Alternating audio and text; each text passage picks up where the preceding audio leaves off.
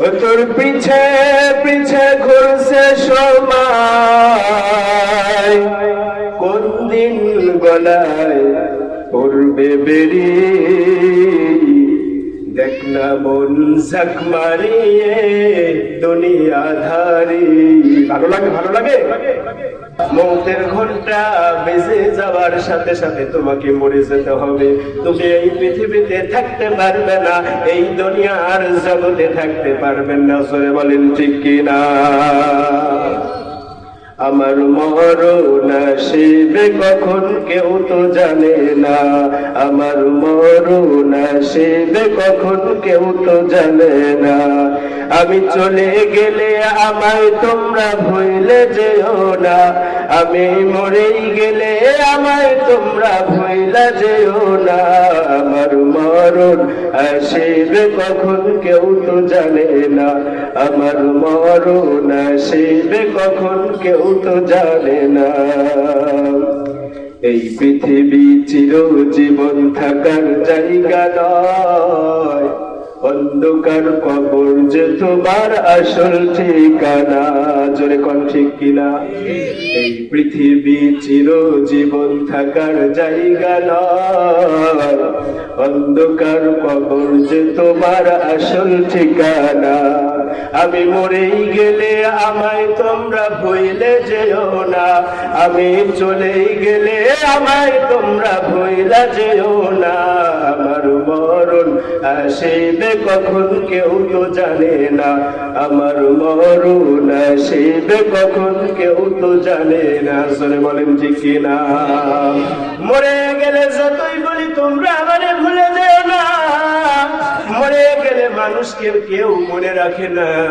বিখ্যাত ব্যক্তি না হওয়া পর্যন্ত এই কোরআনওয়ালা ব্যক্তি যদি আপনি হতে পারেন, তাহলে মানুষ আপনাকে জলম জলম আয় আল্লাহ তাআলার বান্দারা তোমাদের মনে রাখবে। জোরে কোন সুবহানাল্লাহ। কোরআন সারা ব্যক্তি হলেও কেউ তোমাকে মনে রাখবে না। একদিন, দুই দিন, তিন দিন, কয়েকদিন কান্দিয়া সবাই তোমারে ভুলে যাবে। সোনার চাচা জানেরা, যুবক ভাই জানেরা, ভাওডাঙ্গার গ্রামের অনেক যুবক ভাই আছেন, এখনো জালসার প্যান্ডেলে আসেন নাই। ওই দোকানপাট থেকে দ্রুত গতিতে জালসার প্যান্ডেলে চলে আসুন। এই একটা মাহফিল দিতে অনেক পরিশ্রম হয়েছে, অনেক টাকা পয়সা খরচ হয়েছে। জোরে বলেন ঠিক কিনা?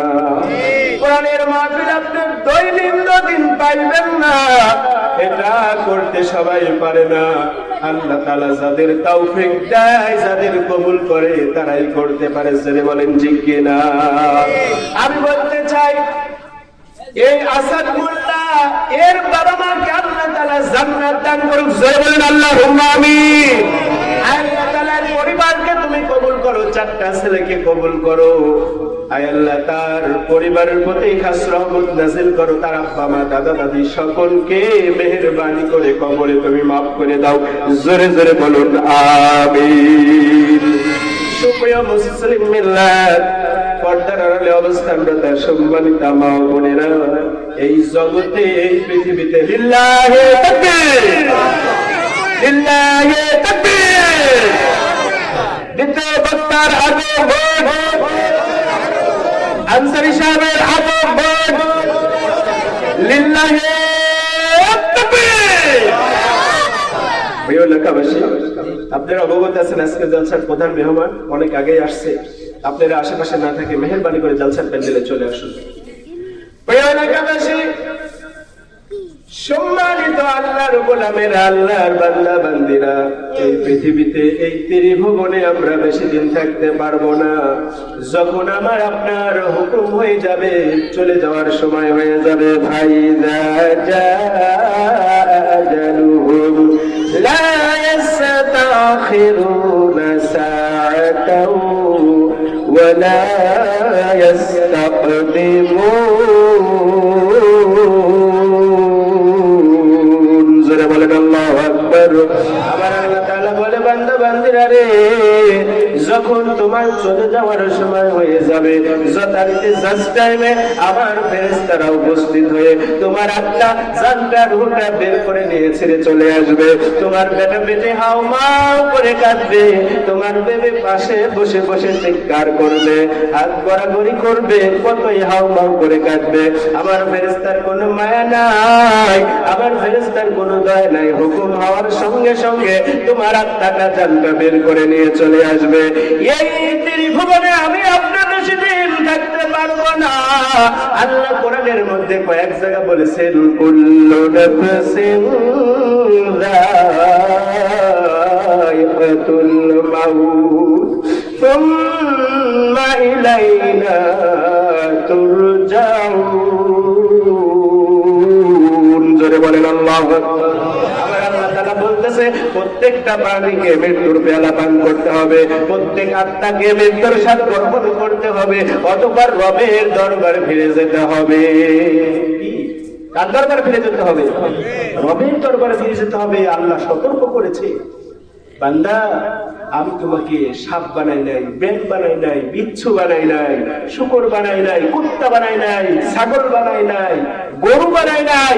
18,000 মাখলুকাতের মধ্যে শ্রেষ্ঠত্ব দিয়ে মানুষ হিসাবে আমি তোমাকে পৃথিবীতে সৃজন করেছি, প্রেরণ করেছি, সৃষ্টি করেছি, তোমার মায়ের গর্ভে দিয়েছি।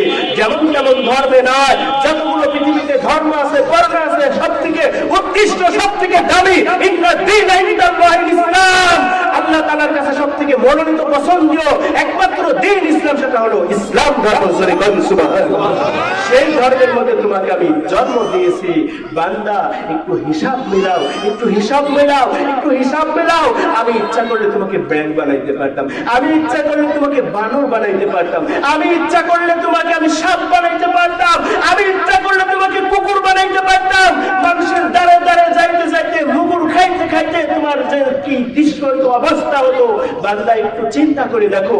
ওইগুলো না বানায়া তোমাকে সুন্দর সুনাম দেহ, এরপরে সুনাম চেহারা আকৃতি দিয়ে, এত সৌন্দর্য দিয়ে, এত মাধুরতা দিয়ে, এত মধুময় দিয়ে, এত মানসম্মত দিয়ে আমি তোমাকে সৃজন করে মানুষ হিসাবে প্রেরণ করেছি। বান্দা আমার শুকরিয়া আদায় করো, আমার গোলামি করো, আমার দাসত্ব করো, আমার ইবাদত করো।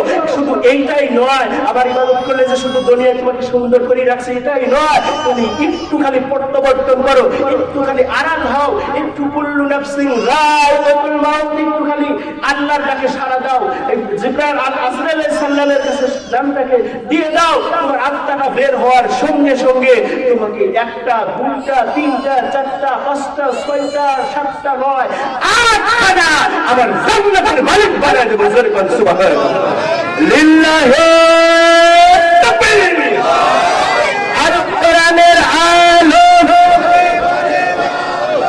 আল হাদিসের আলো, আলেম ওলামা যেখানে, লিল্লাহি তাকবীর। সুপ্রিয় মুসলিম মিল্লাত, বলতেছিলাম আমার আল্লাহর কথা। আমার আল্লাহর অর্ডার হয়ে যাওয়ার সঙ্গে সঙ্গে আপনাকে আমাকে চলে যেতে হবে। আমার আল্লাহ কোরআনের মধ্যে কয়েক জায়গা বলেছেন, অনেক গজলের মধ্যে বলেছে তোমাকে মরে যেতে হবে, তোমাকে চলে যেতে হবে। একদিন তোমার নাম মসজিদে হবে এলাম, একদিন তোমার নাম মসজিদে হবে এলাম। তৈরি থেকো, তৈরি রেখো, কবরের মান সামান, একদিন তোমার নাম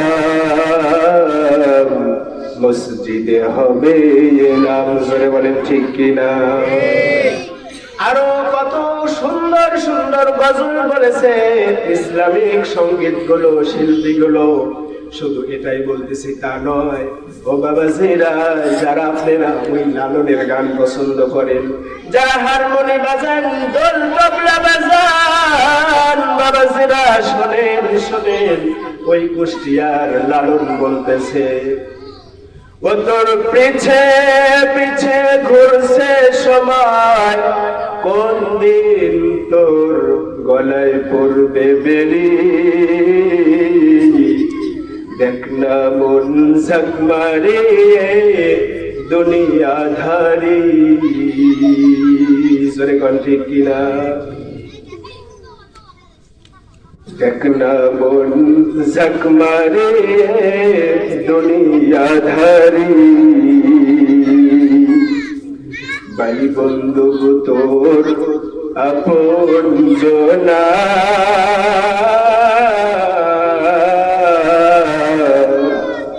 মরলে সঙ্গে কেউ যাবে না মন তো মারি জোরে কোন ঠিক কিনা সেদিন শূন্য হাতে একলা পথে সেদিন শূন্য হাতে একলা পথে দেবে তোমায় বিদায় করি দেখ না মন ঝক মারে দুনিয়াধারী